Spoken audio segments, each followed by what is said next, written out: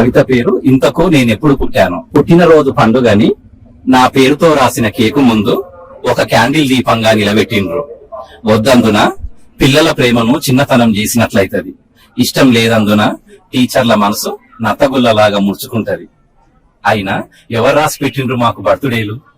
నాయనని అడిగితే పట్వారి మనవడు పుట్టినప్పుడు అంటాడు. అమ్మని అడిగితే పొద్దంతా నాట్లేయబోయి పుట్టెడు నొప్పులతో కన్నానంటది. స్కైలా పడ్డప్పుడు, చెరువు కట్ట వేసినప్పుడు, గుడి కట్టినప్పుడు, గుడిలో లింగం మాయమైనప్పుడు ఇవే గదా మా అన్నలకు చరిత్ర రాసిపెట్టిన పుట్టినరోజులు. తాతా ముత్తాతలైతే ఎప్పుడు పుట్టినరో, ఎప్పుడు పెద్దలా కలిసిండ్రో ఏ తాతాకులు అడిగినా చెప్పదు.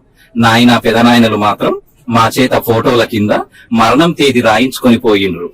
కేక్ కట్ చేయబోతుంటే గడ్డి కోస్తూ వేలు తెగిన రోజు గుర్తొచ్చి వెనుకకు మళ్లీ నిలబడ్డాను.